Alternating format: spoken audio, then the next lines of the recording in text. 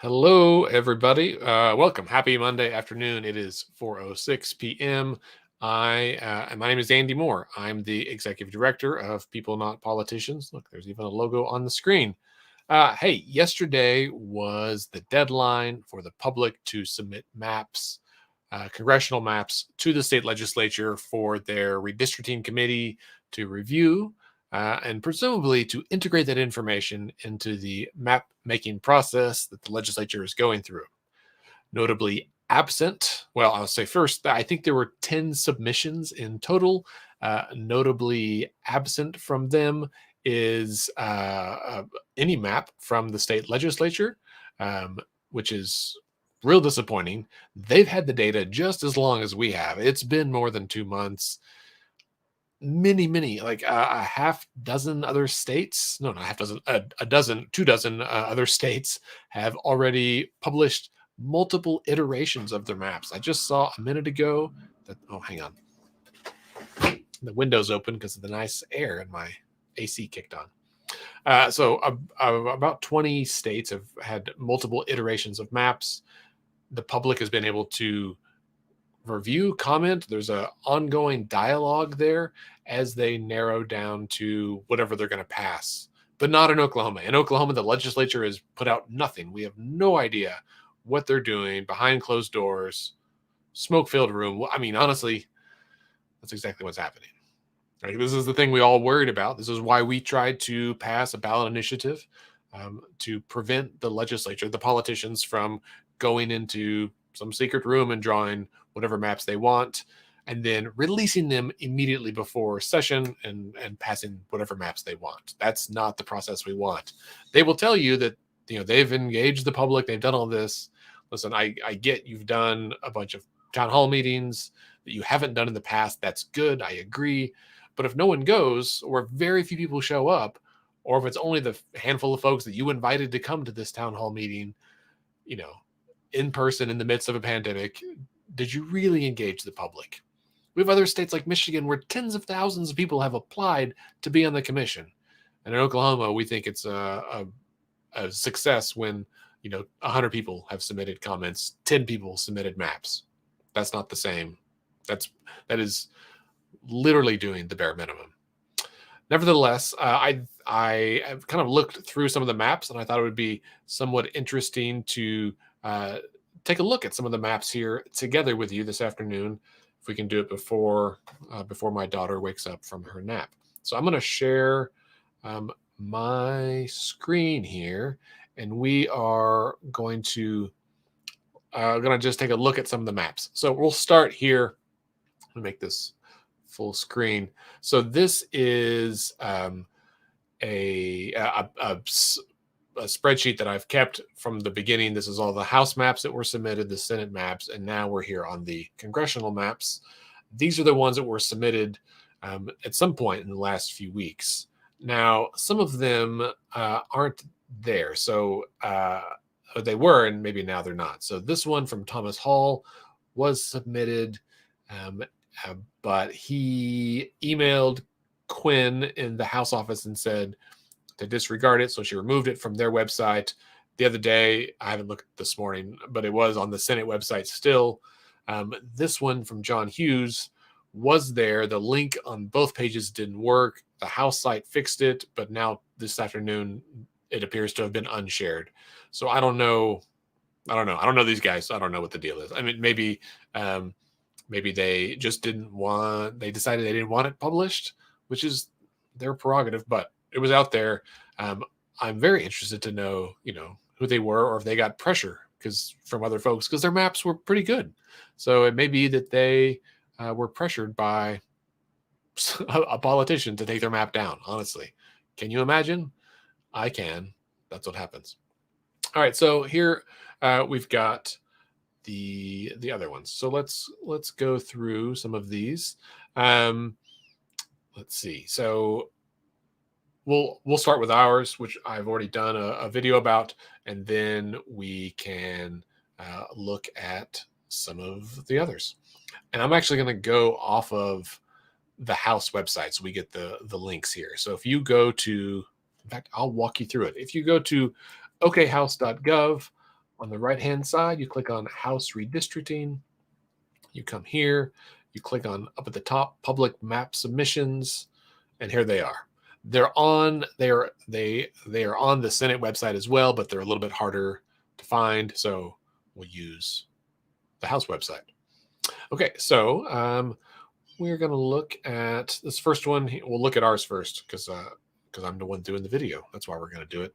So in case you missed our video of the day where we discussed it, this is our map.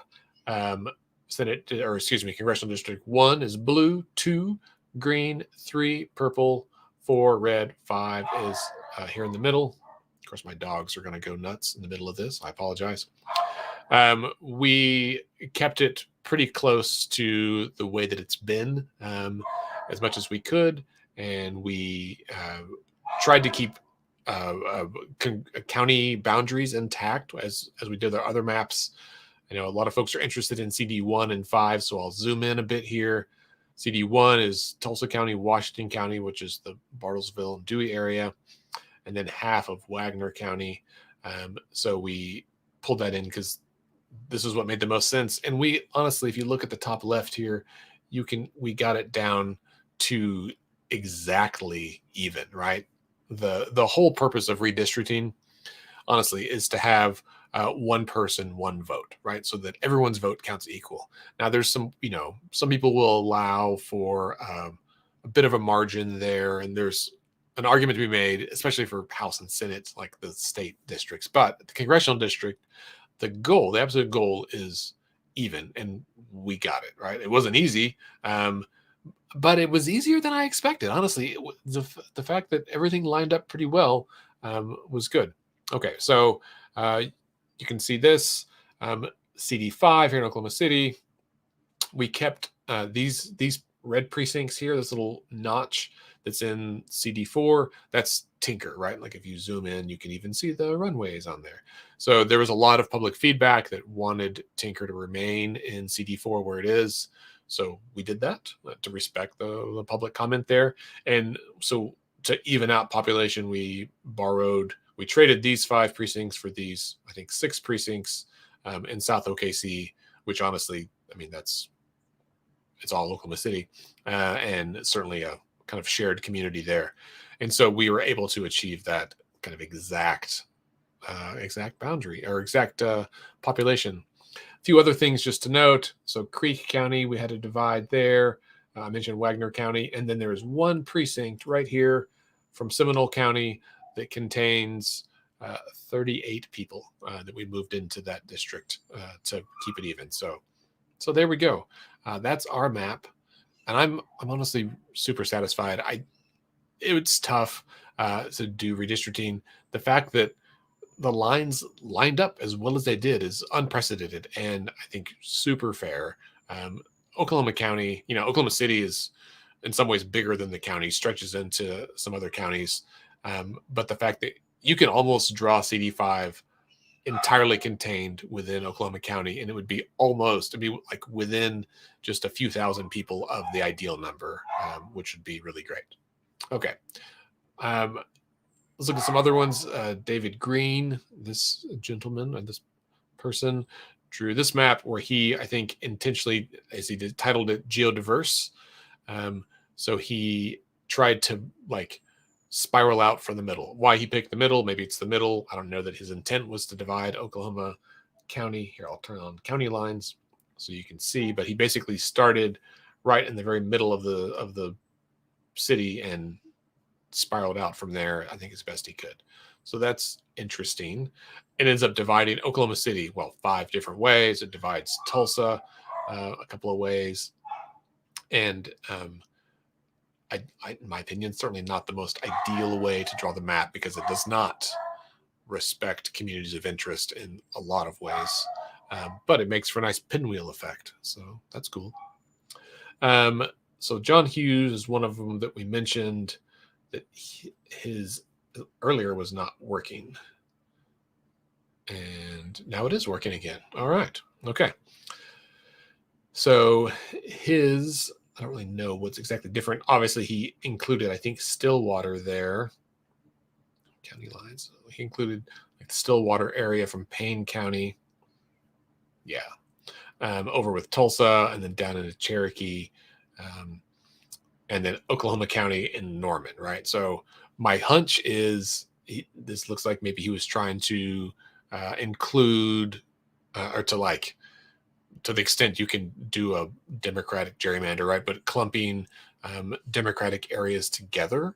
That's my guess. We didn't use partisan data on ours, but generally, if someone's included Norman with OKC and Stillwater with Tulsa, and kind of knowing some about Cherokee County, that's my guess.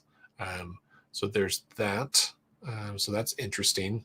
Again, kind of really divides up Oklahoma County and doesn't pull in all of Oklahoma City. So there's, all these little purple lines of precincts, and it's tough to do. But there's that. So that's another way to do it. That's interesting. Not a huge fan of. I'm not a fan at all of partisan gerrymanders, but there's that. Dan Huff, Dan, a supporter of ours. I know he submitted some maps for the state senate. So interesting. So his CD1, Tulsa County, all of Wagner County, and then he pulled in part of Cherokee County, a corner of Rogers, 2 corners of Rogers, part of Creek. That's a more compact CD1, so that's interesting.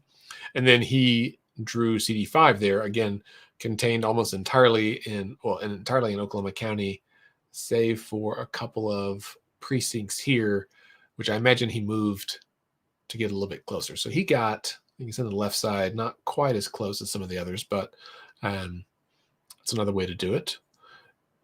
Obviously doesn't keep Tinker in the 4th district, but it's his map to draw.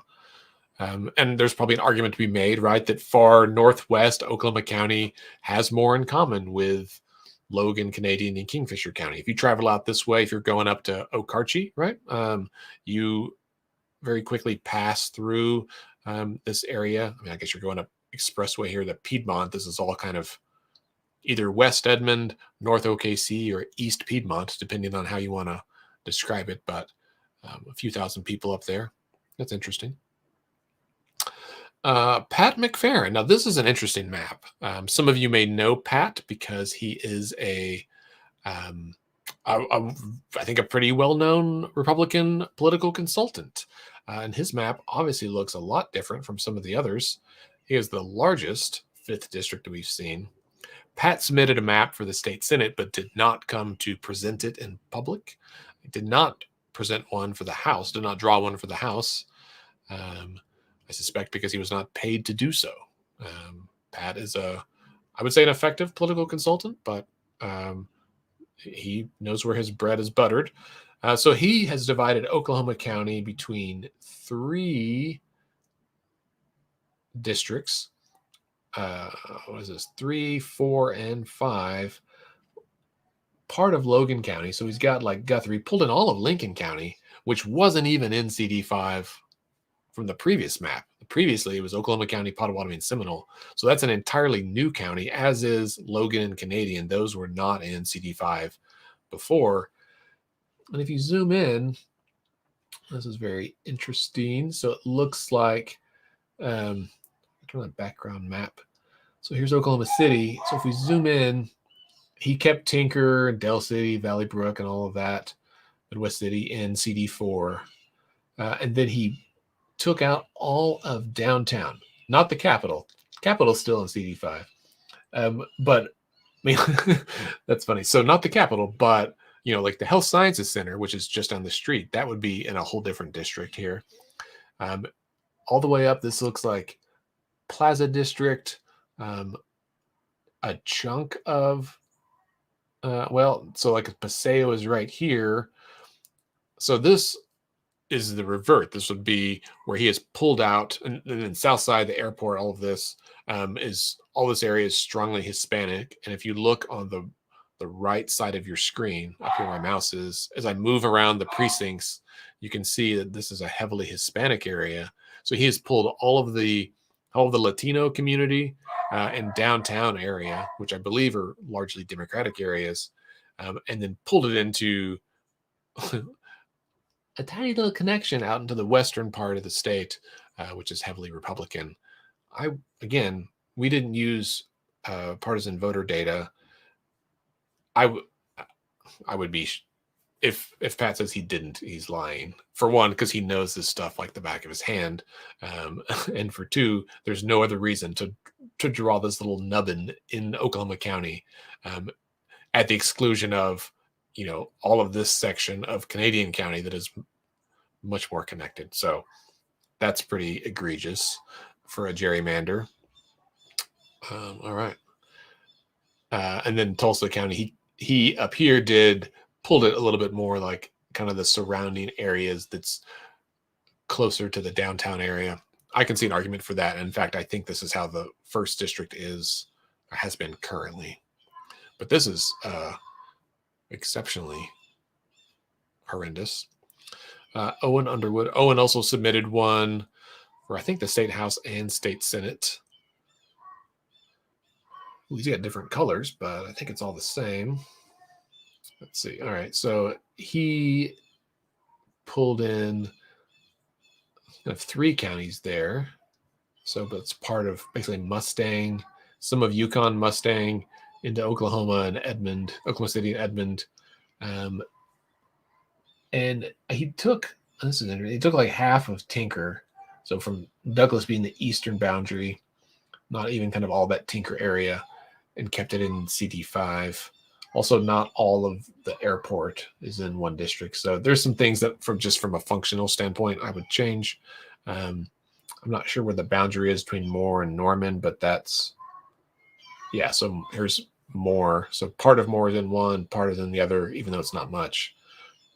So in my opinion, maybe not ideal. Let's look up at the first district. Same thing. Given the colors, I wonder if Owen really started from scratch and redrew it. If so, that's a ton of work.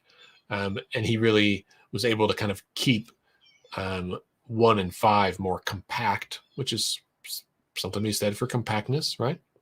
It's tough in a state that's shaped like ours to really get compact districts, but it seems like I bet his compactness score is higher than most. Let's see, compactness.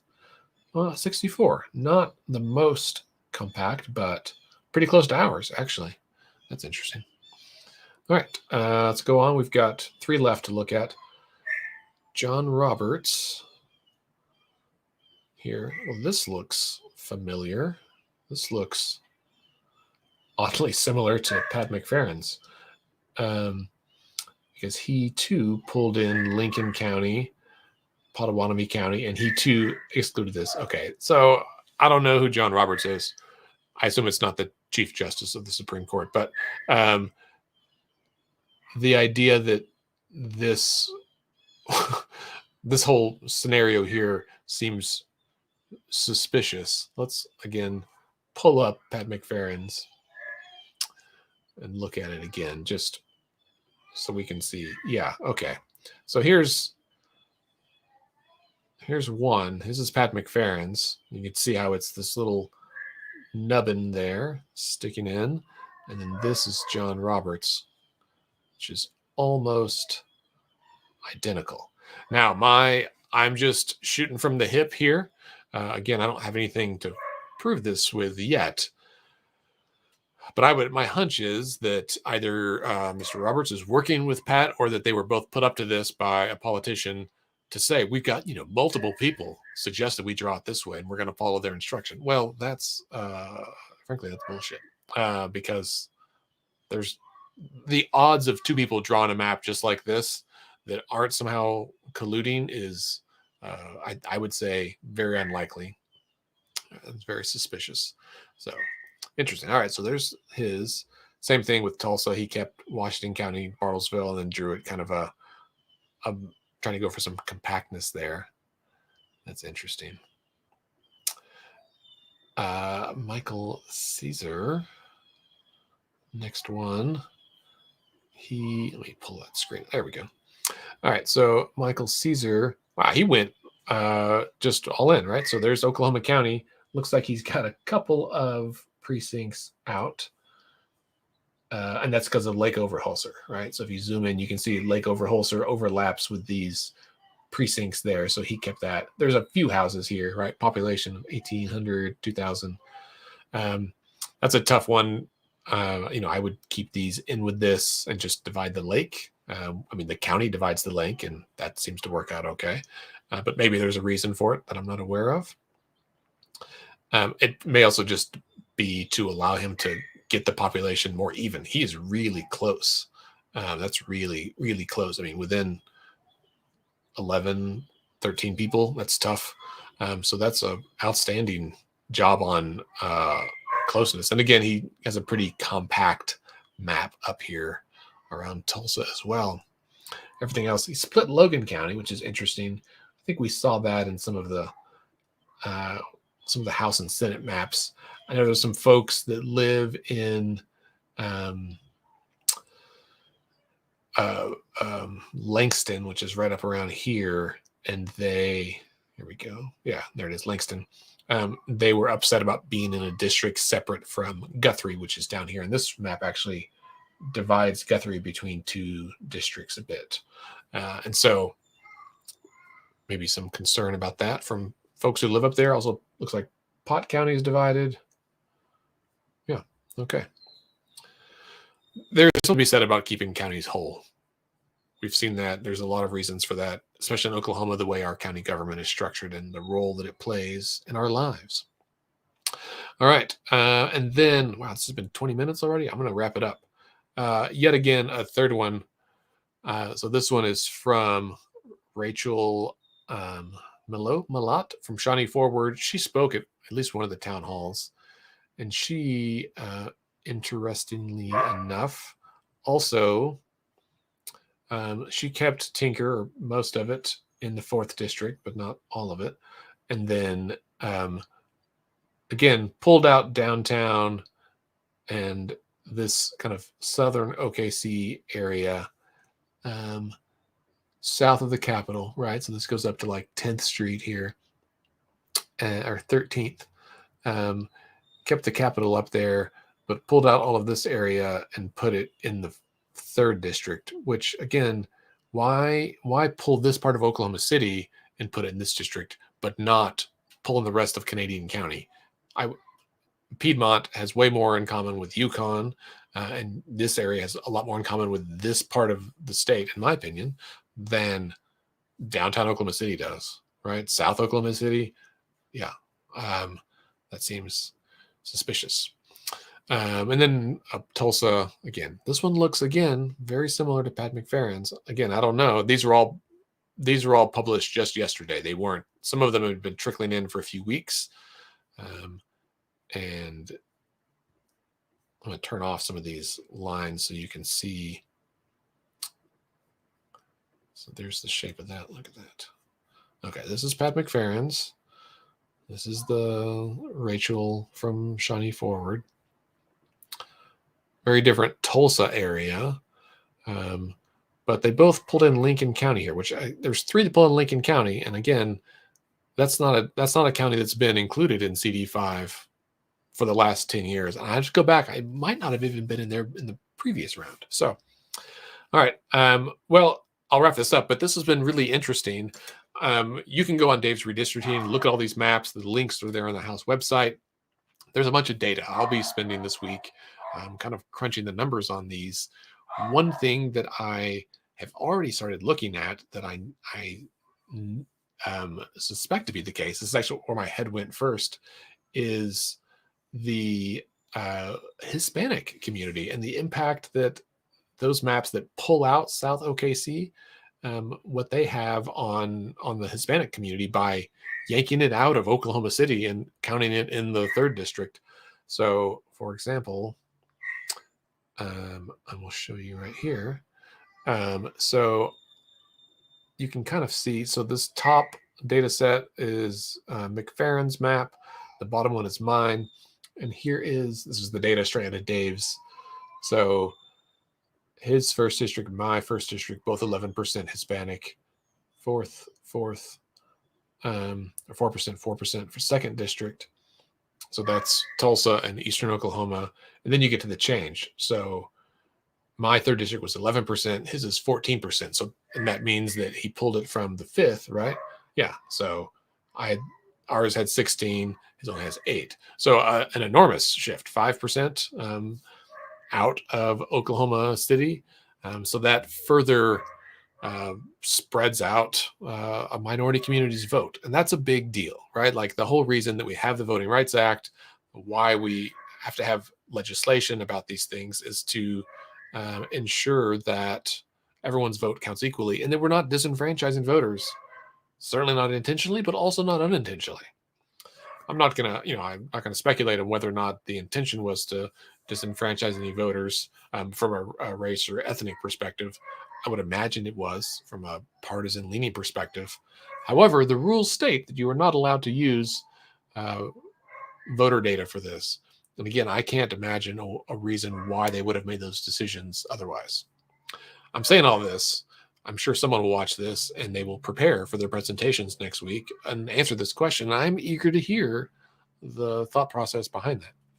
So, because it just seems suspicious to me. Someone who spends, an embarrassing amount of time looking at our state maps and getting to know where people live and going around and talking to folks in these communities. I've put a lot of miles in my car the last 2 years doing this because I think it's important. So, all right. Well, 26 minutes in, I'm going to stop. Baby's awake. Dogs are hungry. Y'all have a good night. And follow us on Twitter, PNP4OK. And on Facebook, also PNP4OK. We'll be publishing details about numbers as I have a chance to get them. I'll send out, if you're on our email list, we'll be sending out some updates on this stuff. And if you're one of our data people that have been helping us out, please reach out to me and we can maybe divide up some of this data crunching a little easier and get out some real good values this week. Thanks a lot. Have a good evening.